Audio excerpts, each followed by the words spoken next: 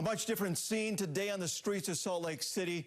Rain did not stop protesters from peaceful gatherings. Tonight, they marched not only for George Floyd, but also for Bernardo Palacios, killed 2 weeks ago today by Salt Lake City police during an officer-involved shooting.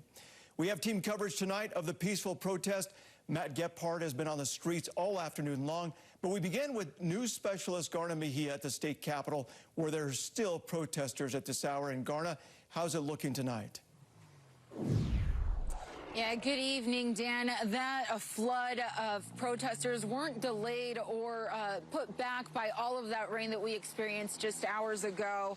Easily more than 1,000 people gathered here at the Capitol. They came out for a 6th night in a row. Tonight, they want to add a new name to that list for justice.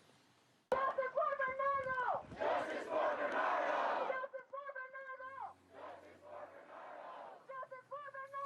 Now, in addition to George Floyd and Breonna Taylor, protesters are demanding a thorough investigation in the death of 22-year-old Bernardo Palacios. On May 23rd, protesters say that Salt Lake police tell them that Palacios fled from officers answering a call of a man making threats with a weapon. Now, protesters pointed to body camera video, which shows he ran from police and refused to obey 17 commands to stop before they shot him at least 20 times from behind. Palacios' family says this was an excessive use of force, alleging his fingers were blown off during the incident. They want charges pressed against the officers involved in the incident. Not all police is bad. Just if the police don't change or don't send these people to court or fire these people, we think all police is same. Now, hundreds gathered here and took a knee alongside Palacios' family and friends. They set flowers, candles, and pictures, saying that Palacios didn't want to die and actually pled for his life. After a peaceful march through downtown, protesters made their way back here to the Capitol. Now, the streets were closed for a portion of the day during those protests when, the crowd made it here to the street. They have since reopened. Now, several protesters have told us tonight that they plan on coming back tomorrow. We'll go ahead, though, and send it back to you for tonight. From the Capitol, Garna Mejia, KSL 5 News. All right, thanks a lot for that report. Garna Mejia live there at the Capitol.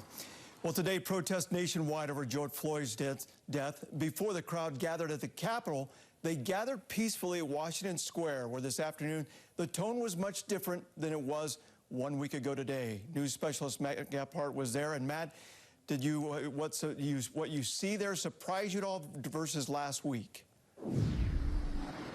It was an amazing juxtaposition, Dan, as we all were here 1 week ago. Can you believe that was just 1 week ago when we saw all that violence, all that detracting from the message violence? And today we saw absolutely none of that. As you said before, making their way to Capitol and then marching through the streets. The protest, many of those protesters began their day here with what was a protest, but really more of a rally. It wasn't marching, it wasn't chanting, it was standing and it was listening.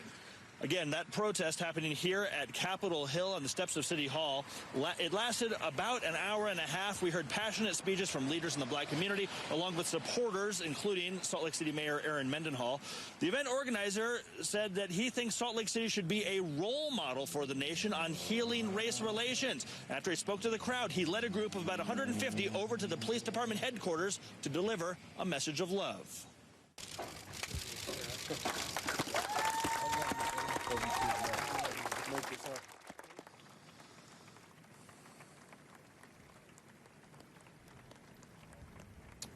All hugs and handshakes down here today.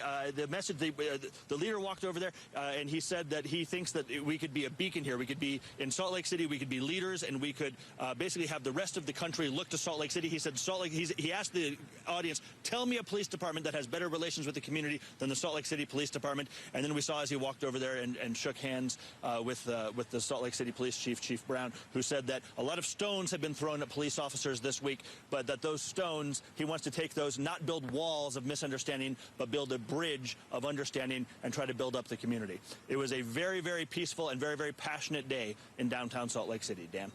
Great to see that. Thanks a lot, Matt Gephardt, live for us tonight in Salt Lake City.